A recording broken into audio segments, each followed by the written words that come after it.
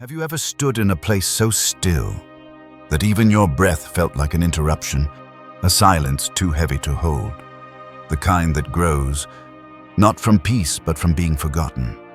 Have you ever felt like a ruin? There once was a woman, not a queen, not a prophet, not a mother of nations, just a woman, whose name was whispered with disgust, whose face was turned from in the streets, whose soul was overrun. Her name was Mary, Mary of Magdala. But to her village, she was madness. Not a person to embrace, but a presence to endure. They said she had 7 demons. 7, not merely a number, but a fullness of possession, a total loss of control, a garden consumed by thorns. But the one who made the stars walked by her path. He saw what others could not the wild eyes, not the whispers, but the soil beneath the sorrow. And he spoke, not a sermon, not a rebuke, just deliverance. He cast them out, all 7, and in their place, peace. Imagine what it feels like to have your soul returned to you, to wake from a nightmare and find yourself whole, not empty, not condemned, but seen. But that is how her story begins. Not in glory, but in ashes. Yet from that ash, she followed him, not as a voice in the crowd, not as a miracle worker, but as a quiet shadow, a presence at his side. She heard every parable. She saw the blind see the lame walk, the dead rise. And yet, she said nothing. Not because she lacked faith, but because her faith needed no spotlight. She simply remained, faithful, unnoticed, whole. Then came the hill called Golgotha, the place where the sky went dark, where the earth shook, where the Lamb was slain. And when his chosen fled in fear, she stood still. She watched the nails pierce. She heard his final breath. She saw the blood soak into dust, and she did not move. She stayed, not because she was strong, but because she could not abandon the only one who had never abandoned her. 3 days passed. Silence thickened. Hope faded like candle smoke. And yet, she rose in the dark while it was still morning and went to the tomb. She brought spices, not because she expected resurrection, but because she remembered love. But when she arrived, the stone was rolled away. The body, gone, and something in her shattered again. She wept, bent over, alone in the garden. That's where this story begins. Not with trumpets, not with angels in the sky, but with a woman, weeping beside an empty tomb. A woman who was once filled with demons, now emptied of hope. She turned. She saw a man, perhaps the gardener. He asked her why she was crying. And then he said her name, Mary. No sermon, no grand revelation, just one word. And suddenly the veil lifted, the shadows fled, and her soul remembered. It was him, alive, radiant, risen. And in that moment, a garden long abandoned burst into bloom. This is not the story of a saint, not yet. It is the story of a woman who was seen, who was named, who was loved. And maybe it's your story too. Maybe you are the garden, overrun, forgotten, silent. But what if, in your silence, he is already near? What if he's standing right behind you, waiting to call your name? Stay with us. Watch, listen. Because sometimes resurrection begins with a whisper. Sometimes it begins with your name. If this story stirs something inside you, share it with someone still searching in the dark. Comment what moment pierced your heart. Like if you've ever longed to be called by name. Follow us through this journey, because this is only the beginning. Before she heard her name in the garden, before she saw the light break from his face, there was darkness. Not the darkness of night, but the deeper one. The kind that grows when you've been touched too many times by shame and held too long by silence. The kind of darkness that turns the soul into a ruin. To understand the moment he called her name, we must first enter the place she came from. Come back with me, to the forgotten streets of Magdala, to a woman no one wanted, to a heart held captive. This is where her story truly begins. This is the broken garden. Before grace touched her skin, before the demons fled in fear, she was alone. Maria of Magdala. To some a mad woman, to others an outcast, to most invisible. Her name, when spoken, carried no affection, only warning. She was the kind of woman mothers pulled their children away from, the kind men whispered about behind clenched teeth as if her presence alone could stain them. But long before the whispers, long before the exile, there was pain. The kind of pain that doesn't cry out loud but sinks deep, layer by layer. She had not always been this way. There must have been a time when laughter had once echoed from her lips, when her eyes held more than fear. But those days were distant now, buried beneath something darker. They said she had 7 demons. Not 1, not 2. 7, in the language of the sacred 7, was completeness. To be possessed by 7 spirits was to be wholly overtaken, a soul devoured from within. Imagine it, your own mind betraying you, your body no longer yours. Screams in the night that are your own, but you have no memory of making them. Neighbors crossing the street, doors bolted when you approached children throwing stones. And still, no one says your name with kindness. Her nights were war zones, her days exile. No temple welcomed her, no home claimed her. She became a wandering question, a cautionary tale, a ruin. But beneath all that ruin was still a garden, dry, cracked, overgrown.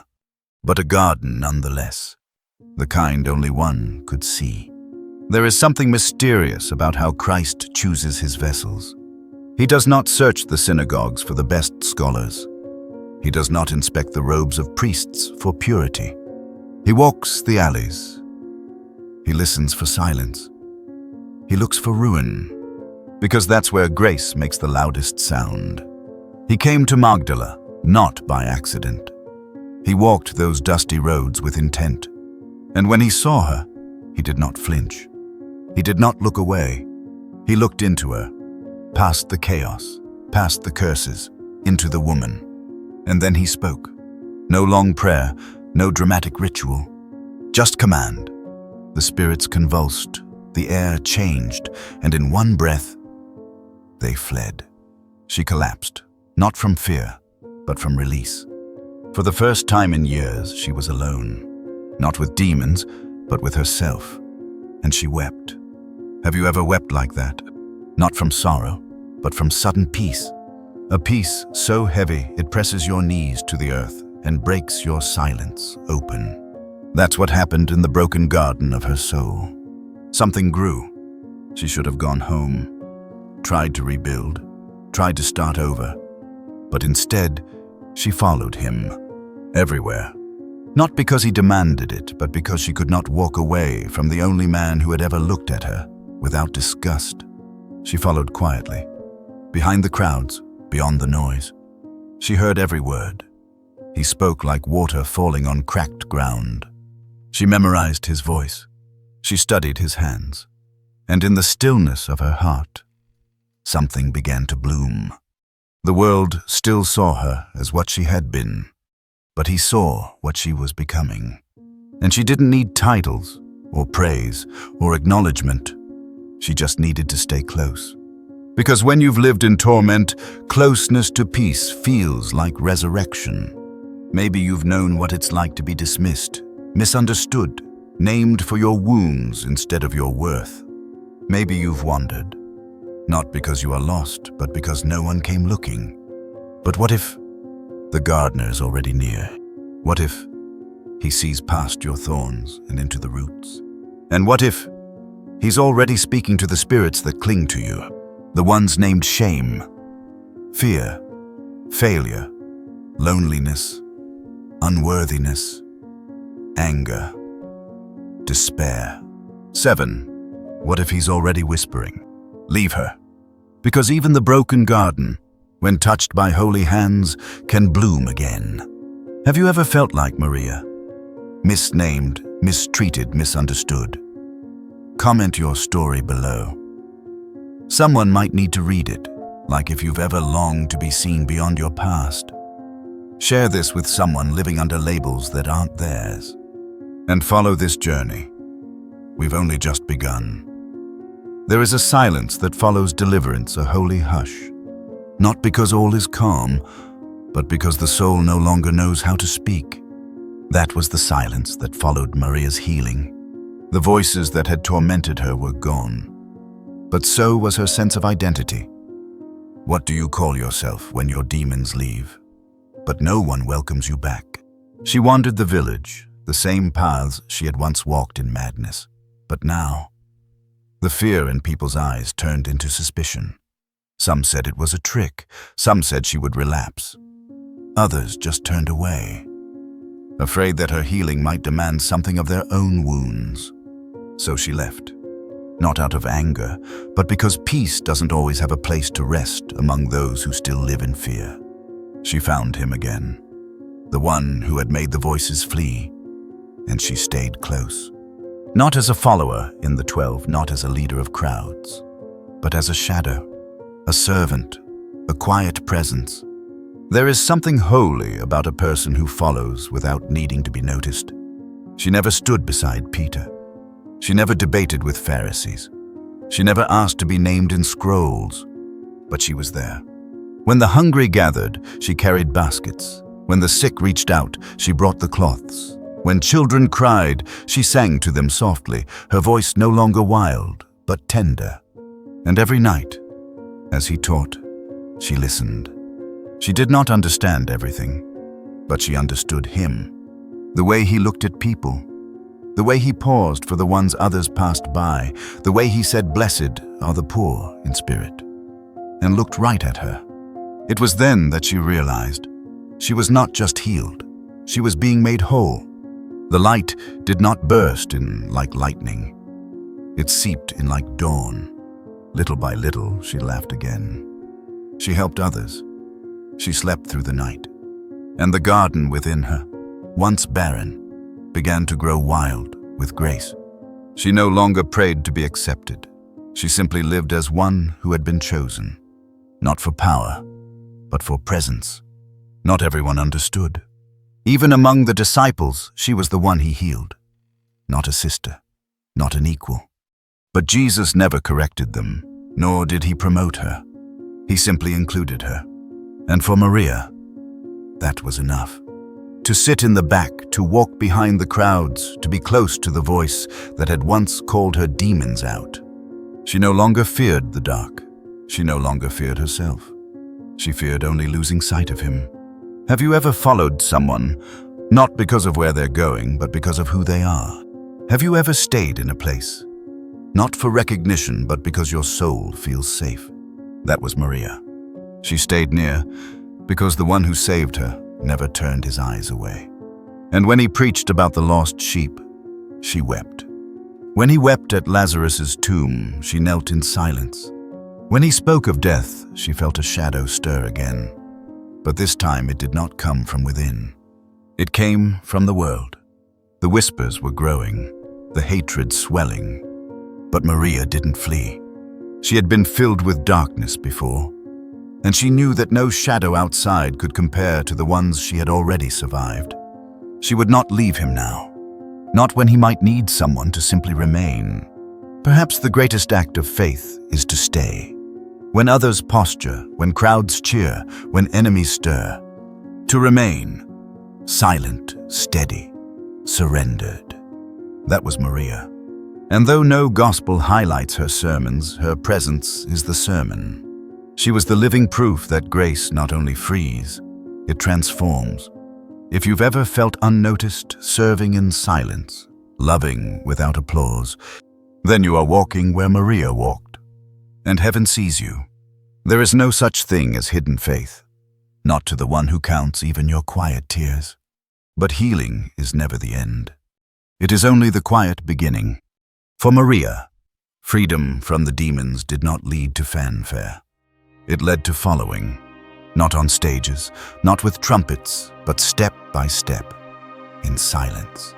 She did not need a platform. She only needed to be near. Because when you've been broken and made whole again, you don't ask for titles, you ask for proximity.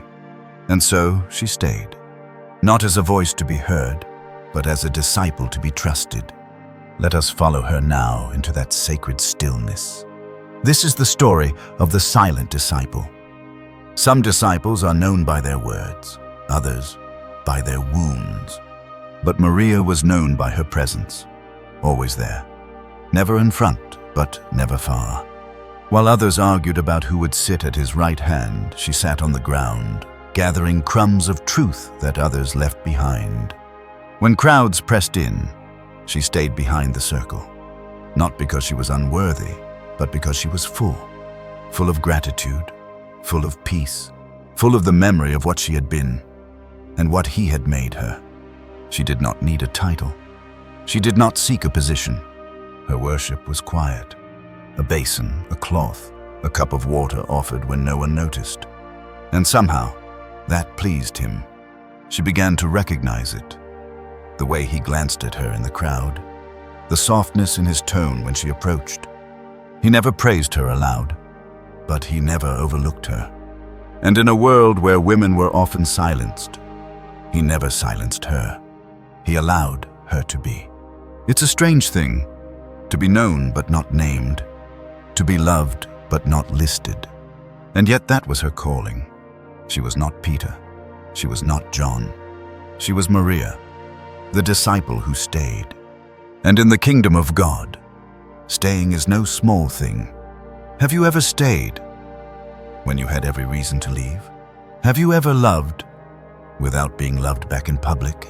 Have you ever served while others were celebrated? Then you too are the silent disciple. Her days blurred into one another. Long walks behind the teacher, whispers of miracles, moments when heaven seemed to breathe through his words. And still, no one wrote down her name. But God was writing it on the pages of eternity. One evening, she watched as a woman, much like herself, broke a jar of perfume over his feet. The fragrance filled the room. The disciples complained, but he defended her. She has done a beautiful thing to me. And Maria understood. Sometimes worship isn't words. It's presence. It's sacrifice. It's pouring out what the world calls waste because love demands it. She began to carry a small vial of oil, not for show, but as a reminder that she too had something to offer, not in synagogues, not on scrolls, but in love. When he spoke of betrayal, she felt the room grow cold.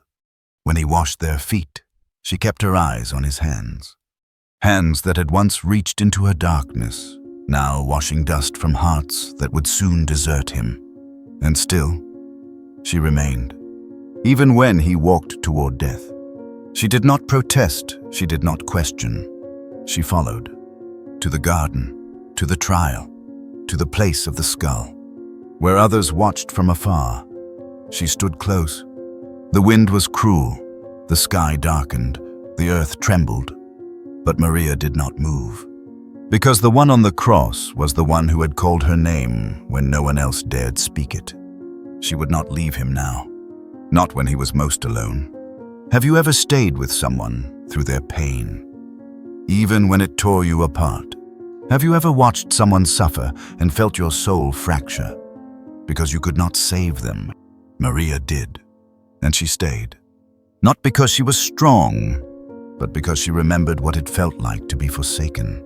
We often speak of courage in terms of conquest, but sometimes courage is weeping silently at the foot of a cross. Sometimes it's holding your breath while love dies in front of you. Sometimes it's staying present when hope unravels.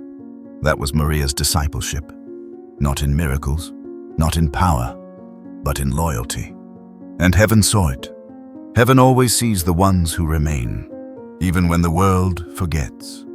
Have you ever loved quietly, but fiercely. Comment below. If your faith is built not on words, but on endurance, like if you've ever stayed with someone in their suffering. Share this with a friend who lives love without applause. And follow this journey, because love does not end at the cross. It waits just beyond the grave. And then the silence broke, not by words, but by the clash of hatred, by torches in the night, by betrayal sealed with a kiss. The teacher was taken, and with him the air shifted. Fear spread like fire. Even the boldest voices became echoes. But Maria, she did not run. She had followed him in peace. Now she would follow him into pain. Not with protest, not with defiance, but with presence. For sometimes the holiest thing we can offer is to stay when everything falls apart. Let us walk now to the place where love is crucified. This is the cross, and this is the silence. The sky grew darker than night, though it was barely noon. The wind turned cold. Birdsong ceased. Even the ground beneath her sandals seemed to tremble with dread. This was no ordinary death, and Maria knew it. She stood still, at the foot of the cross. Not behind a crowd, not behind a veil, but in full view of his suffering. Others had fled. The bold voices were gone. Even the closest friends were now distant shadows. But she remained, because where else could she go? This was the man who had once spoken light into her chaos, whose voice had stilled the demons within her. And now, that same voice struggled to breathe. They had whipped him, mocked him, crushed thorns into his brow.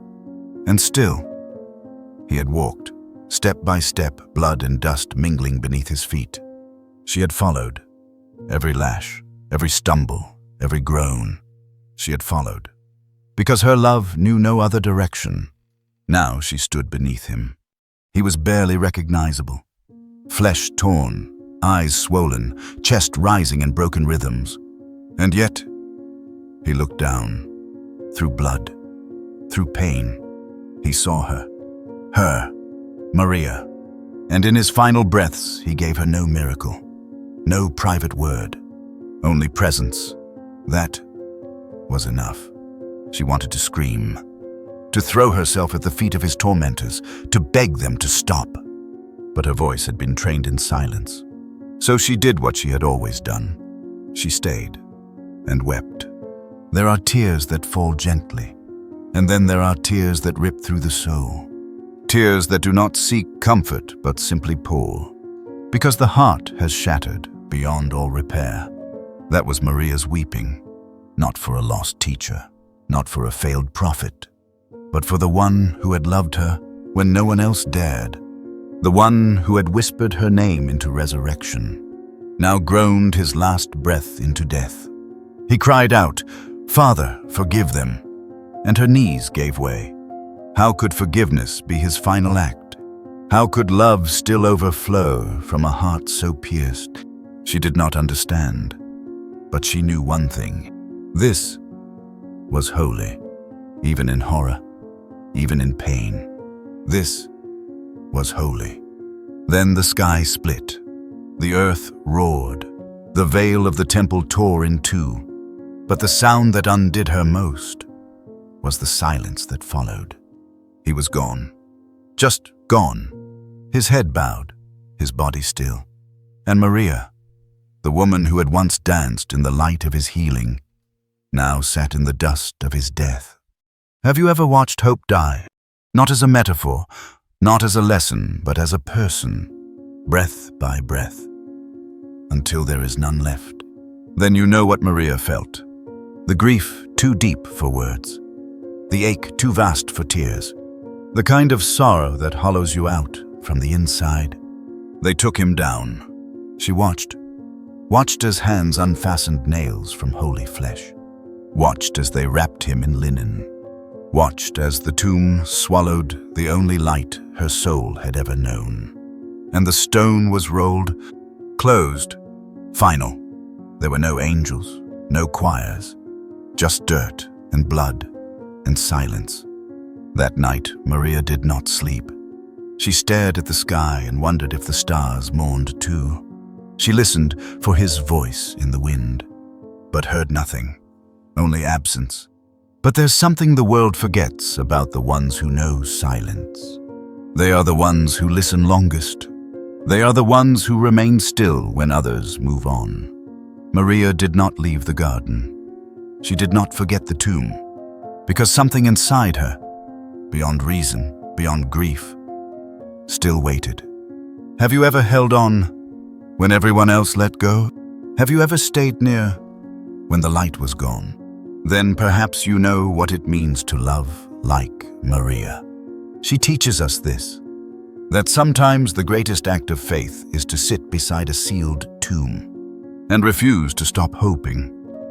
And so the tomb was sealed, stone against stone, hope buried beneath linen, light swallowed in earth.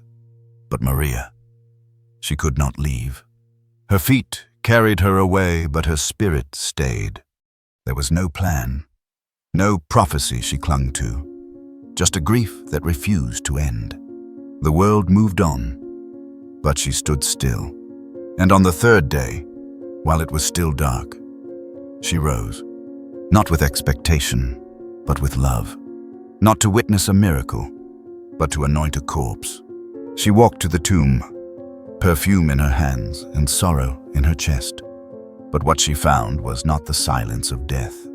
It was something else, something empty, something open. This is the Tomb of Silence. It was still dark when Maria rose. The world was asleep. Jerusalem breathed in hushed tones, its stones still wet with the tears of Friday. She walked alone, perfume clutched to her chest, the scent of morning. Her steps were slow, not from fear, but from reverence. Each footfall, an echo of longing. She wasn't seeking a miracle. She wasn't hoping for resurrection. She was there to love him one last time, to anoint his body, to cradle his memory, to do for him what no one else would. The garden was silent. No guards, no disciples, just wind, and a stone that was no longer in its place. She stopped. Her breath caught. Her heart pounded. The tomb was open. She ran, not to proclaim victory, but to find help, to make sense of what made no sense. Peter and John came. They looked, they entered, and they left. But Maria remained, because some wounds cannot be walked away from. She stood by the tomb and wept, bent over, broken again. The silence wrapped around her like a second burial. She looked inside. Two figures, one at the head, one at the feet. Angels. But she didn't rejoice. Grief blinds even the soul's eyes. They asked, "Why are you crying?" She answered, "They have taken my Lord, and I don't know where they've laid him." Her words trembled, more confession than answer. And then she turned. Another figure stood there, not radiant, not angelic, just present. He asked the same question. "Why are you crying? Whom are you seeking?" She thought he was the gardener. Of course she did. Resurrection was not a category she knew how to imagine. Hope once buried is not easily dug back up. So she pleaded, "If you've taken him, tell me where. I'll bring him back." Have you ever pleaded through tears? Not for answers, just direction. Not for miracles, just something to hold. Then you understand Maria's voice. Then you know the weight of that moment. And then he said her name, Mary. Not shouted, not performed, just spoken. And the entire world changed. Her knees buckled, her heart surged, because that voice, that name, was her resurrection. She turned and cried out, "Rabboni," not just teacher, but my beloved teacher, my guide, my healer. The tomb was still empty, but her soul was full. It wasn't light that convinced her, or logic, or prophecy. It was love. It was the sound of her name, spoken by the one who had never forgotten her. He told her, "Do not cling to me, for I have not yet ascended to my Father." Strange words, gentle words. Not rejection, but redirection. Because this love, this resurrection, was not just for her. It was for the world. And she would be the first to tell them. The woman once filled with demons would now be filled with truth. The silent disciple would now become the first witness. She ran again, but this time not in sorrow. This time with fire in her veins. The world had not ended. It had just begun. Have you ever thought hope was gone, only to hear it call your name? Have you ever wept at an empty tomb, only to find it was never empty at all? Then you've stood where Maria stood. And perhaps today, he's whispering your name too, like if you've ever met God in the place of your despair. Comment what moment made you believe again. Share this with someone who needs to hear their name in the dark. And stay with us, because resurrection is only the beginning. She heard her name, and everything changed. Not the world outside, but the world within. The garden was still shadowed, the tomb still empty. But Maria was no longer broken. Because when he called her name, he called her back to life. And what bloomed in that moment was more than memory, more than faith. It was presence. It was him, alive. Now, let us return to that sacred moment. Let us linger in the light that broke her silence. This is the moment when he called her name. The garden held its breath. Time did not stop. But something holier began. Maria stood frozen. Tears streaked her face. Her hands trembled. Grief clung to her shoulders like a veil. And then, he spoke. One word. Her name. Mary. No title. No explanation, no grand unveiling, just her name. And the world split open. It was not thunder that awakened her, not angel choirs, not visions. It was intimacy, recognition, like a seed buried in winter, suddenly kissed by sun. She turned, not in fear, not in doubt, but in a gasp that rose from her soul. And she said, "Rabboni." Her voice cracked, not from weakness, but from glory. Because the moment he spoke her name, every chain inside her snapped. Every wound began to heal. And every part of her that had once died lived again. She fell to her knees, hands outstretched, not to prove he was real, but to hold the one who had made her real. He stood before her, whole, radiant. His body bore the marks of love. The nails, the thorns, the spear, but his eyes were gentle, like dawn after 1,000 storms. "Do not hold on to me," he said. Strange words, softly spoken. Not a rebuke, not a war, but a doorway. He wasn't leaving her behind, he was calling her forward. This was not the end of their story. It was the beginning of the world's redemption. And she was to be the first to carry it. Have you ever been chosen when you felt disqualified? Have you ever been seen when you were sure you were invisible? Maria knew that feeling. The one she once followed in silence now entrusted her with the loudest truth the earth had ever heard. He is risen. She would not write the Gospels. She would not plant churches. But she would speak what no one else had seen. And her voice, that had once trembled with madness, now rang with light. She ran, this time not with perfume, but with purpose.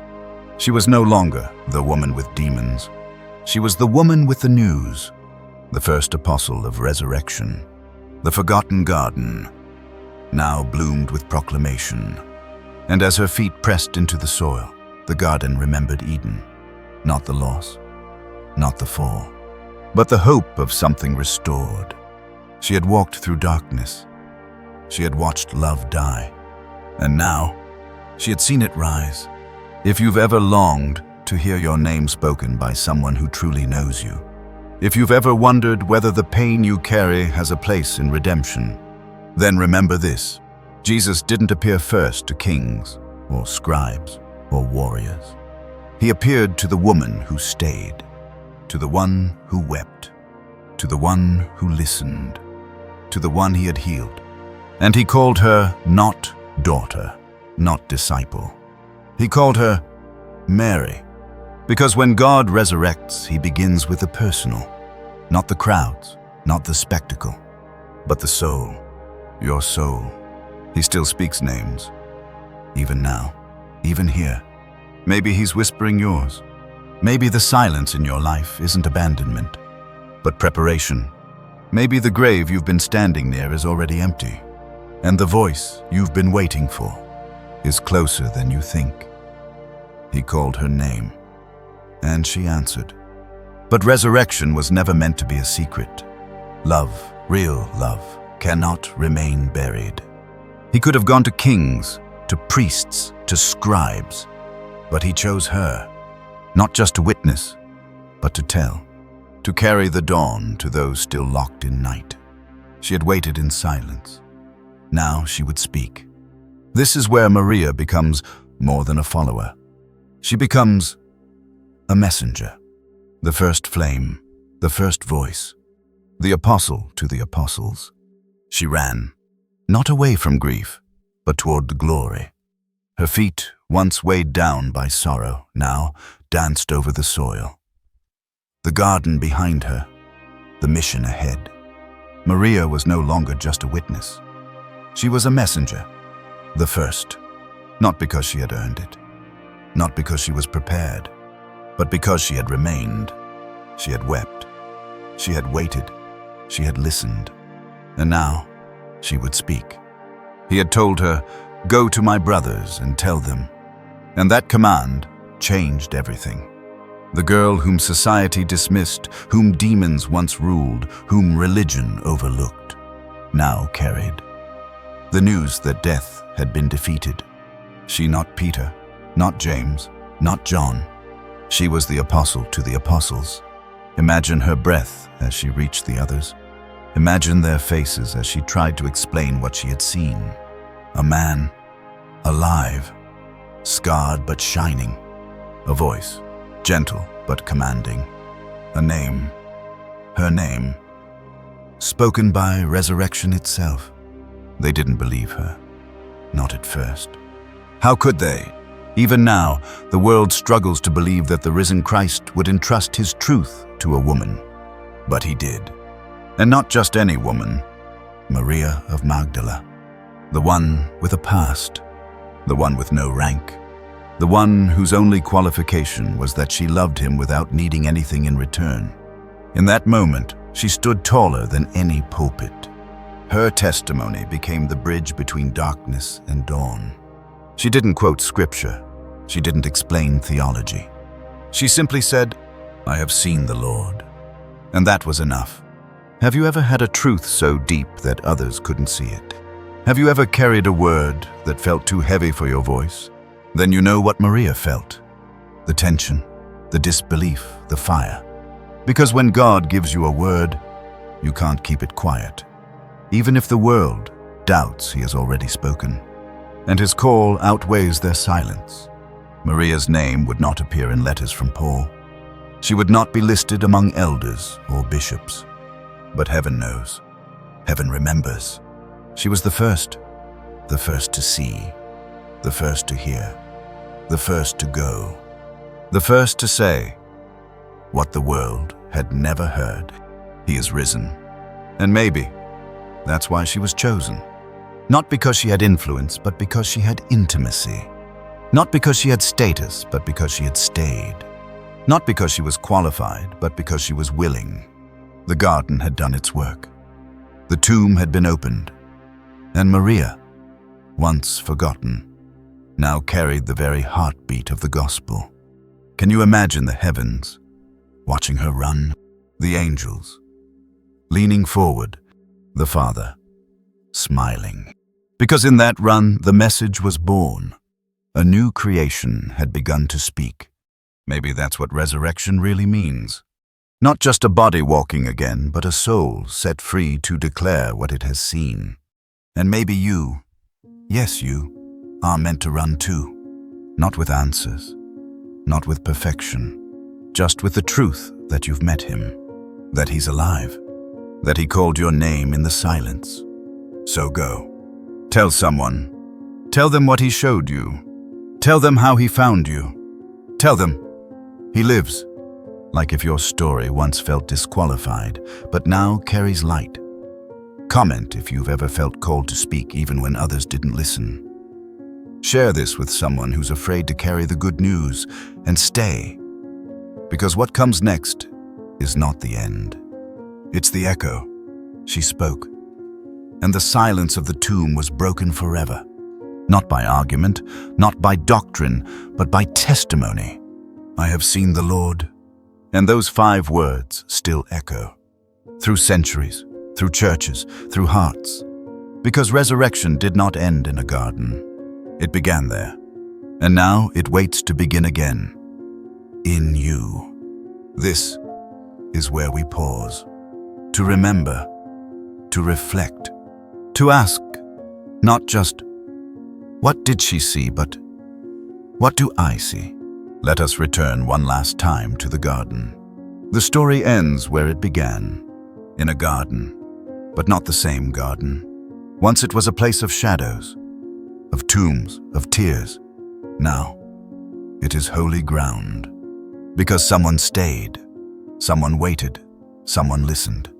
And when her name was spoken, the world changed. Maria of Magdala. She was never famous, never titled, never crowned. But she was faithful. She loved. When love was costly, she stayed when others fled. She believed when belief felt impossible. And because of that, she saw him. Alive. Radiant. Calling her name. Perhaps that is the question this story leaves us with. Not whether we understand the resurrection, but whether we are listening for our own name in the silence.